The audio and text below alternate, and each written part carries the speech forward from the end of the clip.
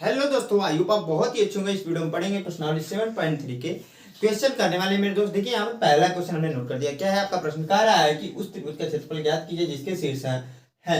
देखिए यहाँ पर दो क्वेश्चन इसके अंदर दे रखा है। अब देखिए उस त्रिभुज का क्षेत्रफल पूछ रहा है। तो त्रिभुज कैसे बनता है तो आपको पता होगा, ऐसे ट्राइंगल बनता है मेरे दोस्त, ऐसे आपका त्रिभुज बनता है। आप कहोगे यस सर। अब देखिए यहाँ पर इस त्रिभुज के क्षेत्रफल ज्ञात करना है और शीर्ष दे रखा है। मान लीजिए इसकी जो वैल्यू है यहाँ पर दे रखा है 2,3 और इसकी वैल्यू है यहाँ पर -1,0 और इसकी वैल्यू, इस पॉइंट की वैल्यू क्या है 2,-4। ठीक है, 2,-4। समझ में आ रहा है ना मेरे दोस्त?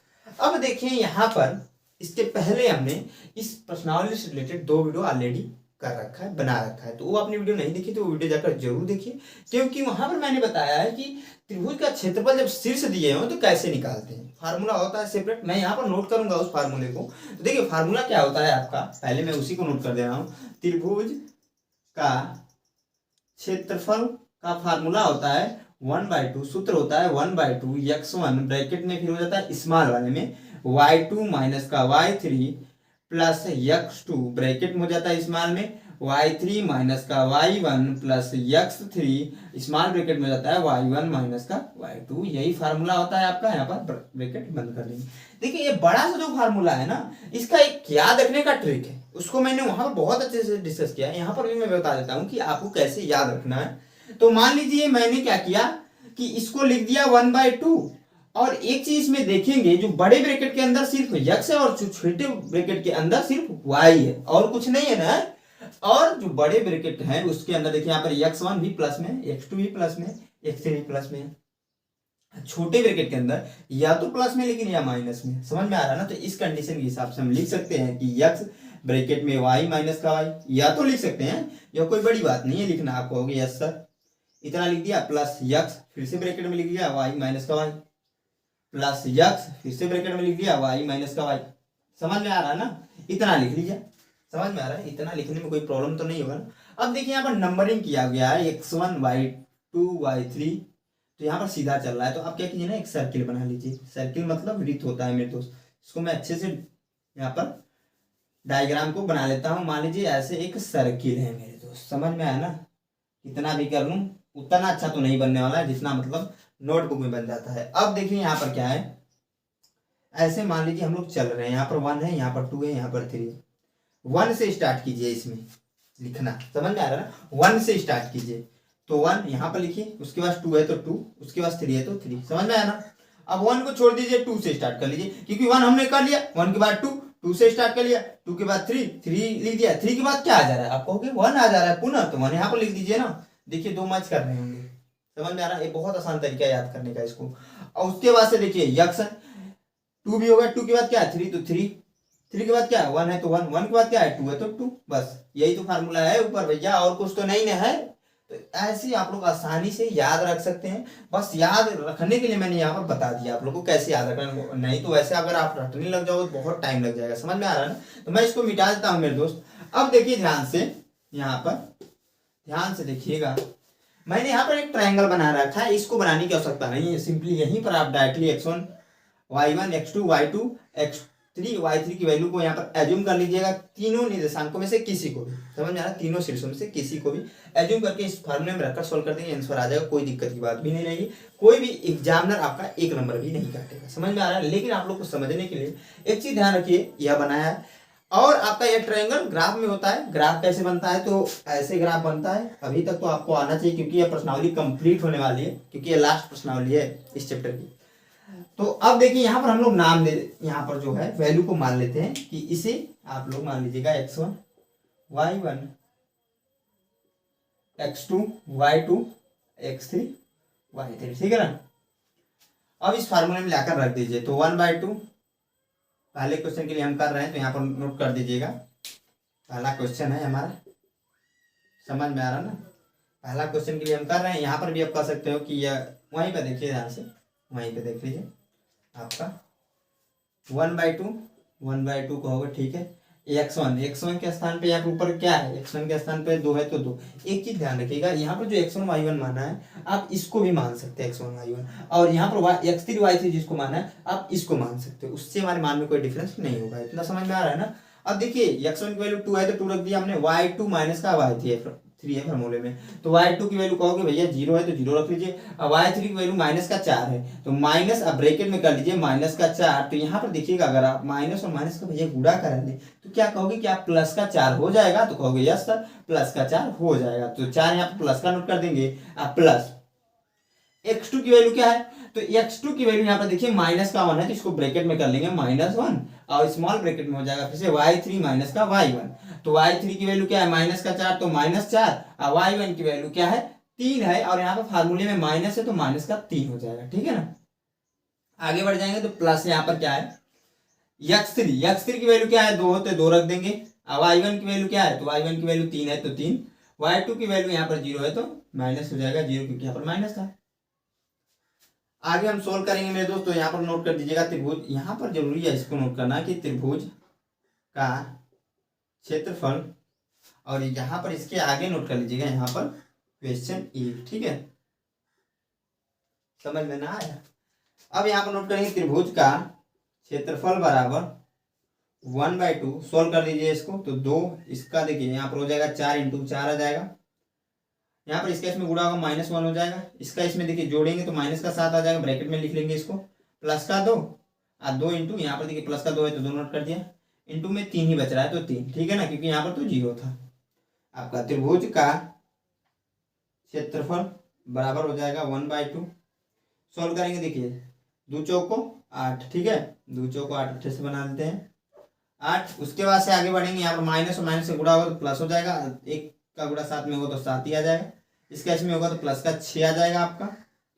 पुनः आगे बढ़ जाएंगे मेरे दोस्तों, त्रिभुज का क्षेत्रफल बराबर हो जाएगा 1/2, इसको जोड़ लीजिए तो आप जोड़ोगे तो कहोगे कि 8 और 7 15, 15 6 21। ठीक है, समझ में आया ना। 8 और 7 15, 15 7 6 21, यानी कि 21/2 पहले का आंसर आएगा। समझ में आया ना, इस पहले का। बाकी जो दूसरा है मैं इसको मिटाकर बताऊंगा क्योंकि देखिए जगह की भी कमी पड़ेगी और जिसकी वजह से यहाँ पर दिक्कत आने लग जाएगा, तो मैं मिटा देता हूँ। दिक्कत की बात तो है ये नहीं है, तो आप क्या कीजिए इसे नोट कर लीजिए, मैं मिटा के जो दूसरा क्वेश्चन है वो बताता हूँ। अच्छा प्रश्न है, ध्यान से देखेंगे मेरे दोस्त, वो भी आपको समझ में जरूर आएगा।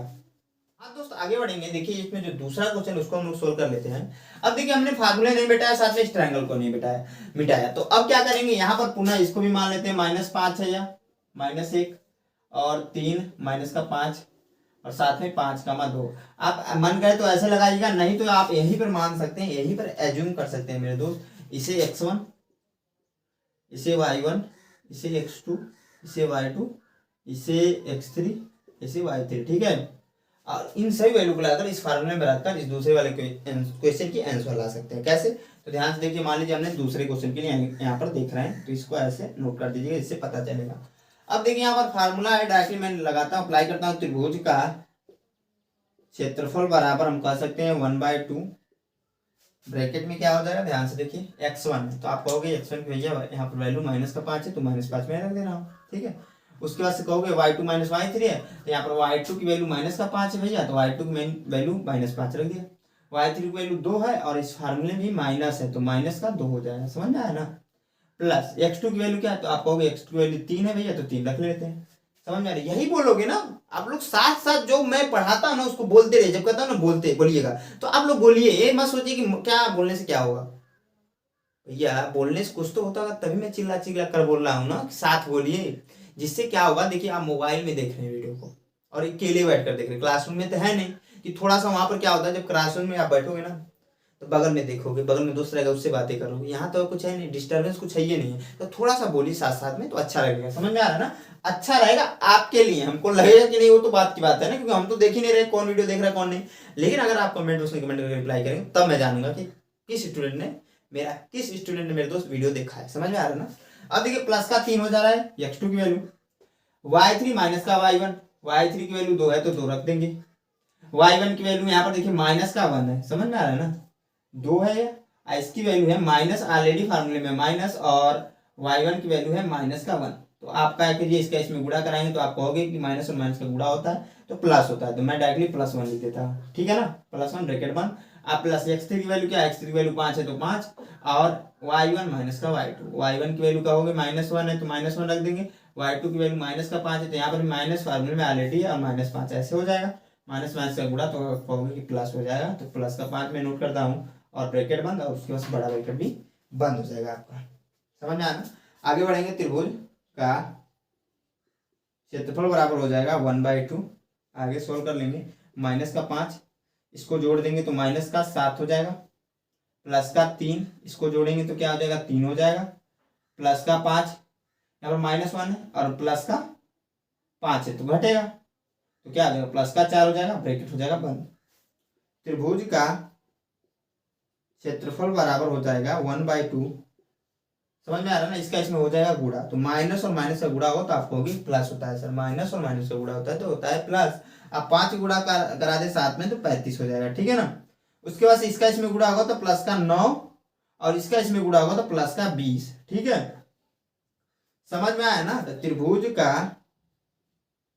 क्षेत्रफल बराबर होता है 1/2, यहाँ पर इसको जोड़ लीजिए, जोड़ेंगे देखिए 35 और 9 तो आपको होगी 35 9 44 हो जाएगा, 44 और 20 क्या होगा भैया बताओ, हम बताएं 64 होता है हमारे हिसाब से। तो ध्यान से देखिए, यहाँ पर कोई मिस्टेक नहीं हो रहा है, ध्यान से देख लीजिए एक बार। देखिए 35 9 44 और 44 और 20 64, ठीक है। कहोगे यस भैया ठीक है। अब देखिए आगे यहाँ पर ध्यान से 64 ही होगा जी, 5 चौक को 20, ठीक है। देखते हैं यहाँ पर कहीं मिस्टेक नहीं हो रहा है, -1, ठीक है भैया, देख रहे हैं, आगे सोल्व करते हैं, देखते हैं यहाँ पर। त्रिभुज का क्षेत्रफल बराबर, त्रिभुज का क्षेत्रफल 1/2 N2 आ जाएगा 64, काट देंगे तो यहाँ पर कहोगे 3 और 2 यानी कि 32 वर्ग इकाई, ठीक है। यह आपका हो जाएगा त्रिभुज का क्षेत्रफल दूसरे क्वेश्चन के लिए। आई होप आप लोग के क्वेश्चन समझ में आया होगा। मैं इसको मिटा के क्या करता हूँ, जो दूसरा क्वेश्चन है नोट करके बताता हूँ, 7.3 का दूसरा। समझ में आ रहा है ना, तो आप नोट जरूर कर लीजिएगा इसको। हाँ दोस्तों, जो हमारा अगला क्वेश्चन है हमने यहाँ पर नोट कर दिया दूसरा। क्या है आपका, कह रहा है कि निम्नलिखित में से प्रत्येक में k का मान ज्ञात करना है ताकि तीनों बिंदु संरेख हो। ताकि दिया है यहाँ पर, ऐसे क्वेश्चन में नोट किया था, इसका मतलब यही है कि जो यहाँ पर जो तीनों बिंदु है ना ये संरेख है। संरेख होने का कंडीशन क्या होता है, तो इसके पिछले वाले वीडियो में बहुत अच्छे से डिस्कस किया है, वो वीडियो आपने नहीं देखी तो इस वीडियो के बाद जरूर जाकर देखिएगा, क्योंकि वहां पर आपको समझने का मिलेगा कि संरेख क्या होता है। संरेख इतना होता है, सिंपल यहाँ पर भी मैं बता देता हूँ मेरे दोस्त, कि संरेख इतना होता है, क्या होता है मेरे दोस्त, तो संरेख इतना होता है कि ये सीधी रेखा में होती है, या तीनों जो पॉइंट है ना इसी रेखा में मिलेंगे। तो पहले क्वेश्चन के लिए अगर आप देखोगे तो यहाँ पर जो पॉइंट रहेगा, यहाँ पर मान लीजिए आपका 7 कामा -2, और उसके बाद से यहाँ पर हो जाएगा 5 कामा 1, और यहाँ पर हो जाएगा 3 कामा k। समझ में आ रहा है ना मेरे दोस्त। अब देखिए यहाँ पर इसको सॉल्व कैसे करेंगे, ये आपके मन में क्वेश्चन होगा। तो जो इसके पिछले वाले क्वेश्चन में जिस फार्मूले को हमने अप्लाई करके इसको सॉल्व किया था, उसी को अप्लाई करके सॉल्व करना है। बस एक छोटा सा कंडीशन चेंज हो जाता है। क्या, सबसे पहले मैं इस फार्मूले को लिखता हूं, तो आप कहोगे भैया अभी तक तो आपको भी याद हो गया होगा कि त्रिभुज का क्षेत्रफल बराबर होता है, आप चिल्ला चिल्ला कर बताओगे कि 1/2, आप ब्रैकेट में x1 स्मॉल ब्रैकेट में हो जाएगा y2 माइनस का y3 प्लस x2, फिर से स्मॉल ब्रैकेट में y3 माइनस का y1 प्लस x3, फिर से स्मॉल ब्रैकेट में y1 माइनस का y2, ठीक है। यही फार्मूला होता है। आप चिल्ला चिल्ला कर बोल रहे हो, इतना हमको पता है, इतने अच्छे हमारे स्टूडेंट्स हैं कि अभी तक तो याद हो गया होगा, मेरे को पता है। अब देखिए मेरे दोस्त आगे क्या हो जाएगा, यह फार्मूला होता है जब संरेख के लिए बोलते हैं तो यही फार्मूला अप्लाई करके करना है। बस कंडीशन यह होता है कि त्रिभुज का क्षेत्रफल बराबर हो जाएगा 0। अब क्यों होता है इसके बारे में वहां पर भी मैंने बताया, इसके पिछले वाले वीडियो में, यहाँ पर भी जान लीजिए, क्योंकि भैया ये संरेख है, एक सीधी रेखा है, समझ में आ रहा है ना। यहाँ पर ट्राइंगल नहीं बन रहा है आपका, जब ट्राइंगल बनेगा तब तो कुछ त्रिभुज का क्षेत्रफल निकलेगा। मान लीजिए एक रूम में आप बैठे हुए हैं, उस रूम का कुछ ना कुछ क्षेत्रफल तो होगा, समझ में आ रहा है ना। और रूम ही ना हो तो उसका क्षेत्रफल कैसे हम लोग निकालेंगे, समझ में आ रहा है ना। वैसे ही यहाँ पर है, मान लीजिए सीधी रेखा, तो इसका क्षेत्रफल हम लोग कैसे निकालेंगे मेरे दोस्त, तो यहीं पर हम कह सकते हैं त्रिभुज का क्षेत्रफल बराबर 0 के। अब इस फार्मूले को नोट कर लीजिए, तो क्या हो जाएगा 1/2 x1 ब्रैकेट में हो जाएगा y2 माइनस का y3 प्लस x2 ब्रैकेट में हो जाएगा y3 माइनस का y1 प्लस x3 थोड़ा सा मिस्टेक हुआ है, x3 y1 माइनस का y2, इसको कैसे याद रखते हैं अभी जस्ट थोड़ी देर पहले ही हमने बताया। और देखिए ध्यान से यहाँ पर त्रिभुज का क्षेत्रफल बराबर हो जाए 0 तो बराबर कर दीजिए 0 के, ये 1/2 को ध्यान से देखिएगा 1/2 यहाँ पर गुणे में इधर जाएगा तो आपको हो गए बटे में आ जाएगा 1/2, और इससे जब इसमें भाग देंगे तो ये भी 0 ही हो जाएगा। तो मैं यहाँ से मिटा देता हूँ, समझ में आ रहा है ना, इसको भी हम लोग मिटा देते हैं, इसकी जरूरत ही नहीं पड़ेगी फिर तो। अब समझ में आना चाहिए, बस इतना ही होता है आपका समरेख होने का कंडीशन जब अप्लाई करते हैं तो ये आपका त्रिभुज का क्षेत्रफल हो जाएगा, समझ में आया ना। अब देखिए मेरे दोस्त यहाँ पर नोट कर दीजिएगा, संरेख है त्रिभुज, संरेख है, संरेख के लिए संरेख ही है, समझ में आया, संरेख ही, ठीक है, उस कंडीशन में यह फार्मूला होगा आपका। अब क्या कीजिए, पहले क्वेश्चन को हम लोग सोल्व करते हैं, पहले क्वेश्चन में यहीं से सोल्व कर लेते हैं। मान लीजिए इसे x1, इसे y1, इसे x2, हमने मान लिया इसे y2, इसे x3, इसको मान लिया y3, ठीक है। वहां पर सारी वैल्यू उठाकर यहाँ पर लाकर रख दीजिए। तो कैसे रखेंगे ध्यान से रखिएगा मेरे दोस्त, ध्यान से देखिएगा, बहुत अच्छा क्वेश्चन है।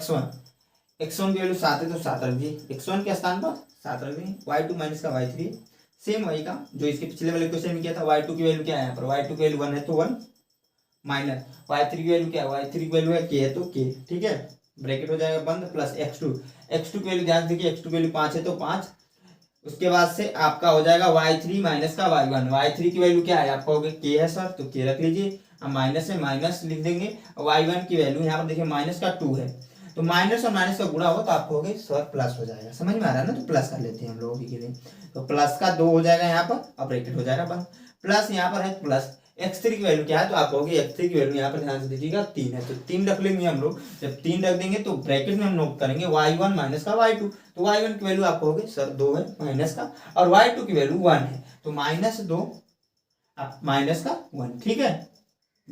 यहाँ पर यह नहीं है आपका, बराबर है डायरेक्टली 0, ठीक। कि हमें वैल्यू को फाइंड आउट करना, आराम से कर देंगे अभी, देखिए ध्यान से कैसे करेंगे। तो सबसे पहले देखिए यहाँ पर क्या कर लीजिए ना, -2 और -1, इसको एक स्टेप और बढ़ाते हैं, 7 1 minus k plus 5 k plus 2 plus 3, इसको जोड़ेंगे तो माइनस का 3 आ जाएगा। कैसे, तो क्योंकि देखिए -2 या -1 जुड़ेंगे, क्योंकि साइन जो है सेम जब रहता है तो जुड़ता है, आपको पता ही होगा, हम लोग जोड़ लेंगे। यहाँ पर आप गुणा करा लीजिए, 7 का गुणा इसमें कराएंगे एक में तो 7 गुणा k में कराएंगे तो माइनस का 7k हो जाएगा, प्लस 5 के गुणा k में कराएंगे तो 5k हो जाएगा, 5 के गुणा 2 में कराएंगे प्लस का 10 हो जाएगा, इसका इसमें गुणा होगा तो माइनस का 9 बराबर 0, ठीक है।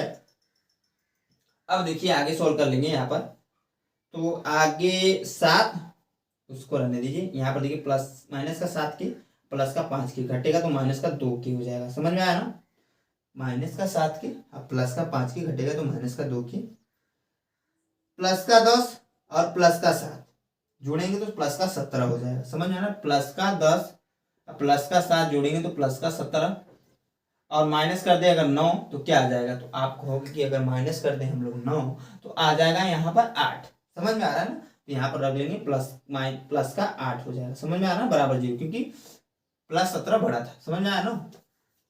अब इसको कर लीजिए इधर ट्रांसफर, मैं इधर नोट कर दे रहा हूँ, इसको कर लीजिए इधर ट्रांसफर, देखिए माइनस का 2k बराबर, जब वो उधर जाएगा तो यहाँ पर प्लस का 8 है, आपको भी पता है -8 हो जाएगा, तो k बराबर हम लोग नोट कर सकते हैं -8 बट्टे माइनस का 2, माइनस माइनस से कैंसिल, 2 कम 2 और 2 चौको 8, तो k बराबर हो जाएगा 4, या आप जो हो जाएगा आपका k की वैल्यू हो जाएगा, ये हमसे पूछ रहे थे, हमने ज्ञात कर दिया। अब देखिए आप दूसरे का पहला था, अब दूसरे का भी नोट करेंगे और सॉल्व करेंगे, तो आप क्या कीजिए इसे नोट कर लीजिए, मैं जल्दी से इसको सॉल्व करता हूँ, थोड़े से जल्दी करूंगा, क्योंकि देखिए अभी तो आप लोग को समझ में आ जाएगा कैसे सॉल्व करना है यही क्वेश्चन में। अब बहुत से भाई लोग इस क्वेश्चन को सॉल्व कर देंगे खुद से, समझ में आ रहा है, लेकिन मैं सॉल्व करा दे रहा हूँ, तो आप क्या कीजिए इसको नोट कर लीजिए, मैं मिटा करके दूसरे क्वेश्चन को मैं दोस्त नोट करके बताता हूँ। हाँ, तो जो हमारा अगला क्वेश्चन इसमें जो दूसरा है उसको भी सोल्व कर लेते हैं। अब देखिए जो चीजें हमें पुनः लिखनी थी उसको मैंने नहीं मिटाया, बाकी चीजों को मिटा दिया है, ठीक है। अब देखिए यहाँ पर जो हमने डायग्राम बनाया उसकी बनाने की आवश्यकता कहीं पर भी नहीं होती है, तो इसलिए मैं उसको भी मिटा दिया, सिर्फ और सिर्फ यहाँ पर क्वेश्चन दिया है, उसमें क्वेश्चन को वैल्यू को मानेंगे कुछ ना कुछ इन सभी वैल्यूओं को, और इसमें लाकर रख देंगे, सोल्व कर देंगे, आंसर आ जाएगा। अब देखिए इसे हमने क्या कर दिया भैया, x1 y1 x2 y2 x3 y3, ठीक है, मान लिया। अब लाकर इनकी वैल्यू को यहाँ पर रख दीजिए, तो ध्यान से देखिए कैसे रखेंगे। यहाँ पर x1 की वैल्यू क्या है, तो यहाँ पर आप लोग ठीक है नोट कर लीजिएगा, दूसरे क्वेश्चन के लिए है, समझ में आ रहा है ना ऐसे। तो x1 की वैल्यू 8 है तो 8 y2 माइनस का है y3, y2 की वैल्यू क्या होगी -4 तो -4 और y3 की वैल्यू -5 है। ध्यान से देखिए कैसे लिखेंगे, माइनस ऑलरेडी है और -5 है, तो आप कहोगे कि क्या करा लीजिए भैया इसका इसमें गुणा करा लीजिए। क्यों करा रहे हैं, क्योंकि देखिए दो बार ऐसे तो ब्रैकेट लगाएंगे नहीं, फिर मछला ब्रैकेट हमें लगाना पड़ेगा। मैंने यहीं पर इसीलिए मैं गुणा करा दे रहा हूँ। माइनस माइनस का गुणा होगा तो प्लस हो जाएगा, प्लस का हो जाएगा 5, ठीक है, ब्रैकेट हो जाएगा बंद। प्लस x2 की वैल्यू क्या है, तो x2 की वैल्यू है k है, तो k नोट कर लेंगे। y3 माइनस का y1, y3 की वैल्यू है -5 तो -5। अब y1 की वैल्यू क्या है, y1 की वैल्यू माइनस यहाँ पर ऑलरेडी है, y1 की वैल्यू 1 है तो 1 को रख लेंगे, ठीक है। प्लस x3 की वैल्यू 2 है तो 2 नोट डाउन करेंगे। अब y1 माइनस का y2, y1 की वैल्यू 1 है तो 1 और माइनस y2 की वैल्यू यहाँ पर माइनस ऑलरेडी है फार्मूले में, और यहाँ पर भी -4, y1 y2 की वैल्यू क्या है -4, यहाँ पर दिख रहा होगा आप लोग को, समझ में आ रहा है ना। तो यहाँ पर -4 रखेंगे और माइनस और माइनस को गुणा कर देंगे तो प्लस का हो जाएगा 4 और इसको बंद कर लेंगे बराबर 0। समझ में आया ना। आगे सोल्व कर लेते हैं मेरे दोस्त, तो यहाँ पर हो जाएगा 8 -4 और +5 हो जाएगा आपका, घटेगा तो 1, ठीक है। +4 यहाँ पर हो जाएगा, देखिए यहाँ जुड़ेंगे -5 और -1 जुड़ जाएंगे तो -6 हो जाएगा। आगे बढ़ेंगे तो +2 ब्रैकेट में यह भी जुड़ जाएगा तो 5 हो जाएगा, ठीक है। 1 और 4 5 ही तो होता है। आगे बढ़ लेंगे तो यहाँ पर 8 का गुणा 1 में होगा तो 8 हो जाएगा, इसका गुणा इसमें होगा तो माइनस हो जाएगा, क्योंकि प्लस और माइनस माइनस, और 6 का गुणा ए में करेंगे तो 6 के, ठीक है। और इसका गुणा इसमें होगा तो प्लस का 10 हो जाएगा बराबर 0। उसके बाद से मेरे दोस्त -6 के इसको और इसको जोड़ेंगे तो प्लस का 18 बराबर 0। समझ में आया ना मेरे दोस्त। अब देखिए यहाँ पर इसको कर लेंगे इधर ट्रांसफर, समझ में आया, इसको कर लेंगे इधर ट्रांसफर तो -6 के बराबर हो जाएगा -18, क्योंकि यहाँ पर था प्लस आपका, जब उधर जाए तो माइनस में हो गया, तो के बराबर हो जाएगा -18 बटे -6, माइनस से माइनस कैंसिल, 6 कम 6 36 18, तो के बराबर आ जाएगा 3। इसको लिखते हैं वर्ग इकाई, ठीक है, वर्ग नहीं रहेगा यहाँ पर, इकाई रहेगा सिर्फ, की वैल्यू इकाई में आएगी, ये की वैल्यू। आई होप आप लोग के समझ में आएगा, बहुत आसान क्वेश्चन नहीं था, पिछले क्वेश्चन की तरह ही था, तो समझ में तो जरूर आएगा। अब देखिए यहाँ पर 2 क्वेश्चन हमारे कंप्लीट हो गए 7.3 के, इसमें 3 क्वेश्चन और बचे हैं जो कि हम लोग नेक्स्ट वीडियो में करने वाले हैं। आई होप आप लोग के वीडियो अच्छी लगे एक लाइक जरूर दोस्तों के साथ शेयर जरूर कीजिएगा मेरे दोस्त, क्योंकि वीडियो बनाने में बहुत मेहनत लगता है। अगर आप लोग देख कर चले जा रहे हैं ना और दोस्तों को शेयर नहीं कर रहे हैं ना, तो आप लोग अपने दोस्तों को धोखा दे रहे हैं, क्योंकि कंपटीशन बढ़ाइए, समझ में आ रहा है ना। आप पढ़ रहे हैं, दोस्तों को भी पढ़ने के लिए बोलिए और वीडियो को शेयर कीजिए, समझ में आया। और हमारे चैनल पहली बार विजिट किया, अभी तक क्यों नहीं सब्सक्राइब किया, क्योंकि अगर आप वीडियो के यहाँ तक वॉच किया तो वीडियो समझ में ही आई है, तो सब्सक्राइब तुरंत कर लीजिए हमारे चैनल को। और इसी के साथ एक बार हंसकर बोल दीजिए दोस्त, जय हिंद।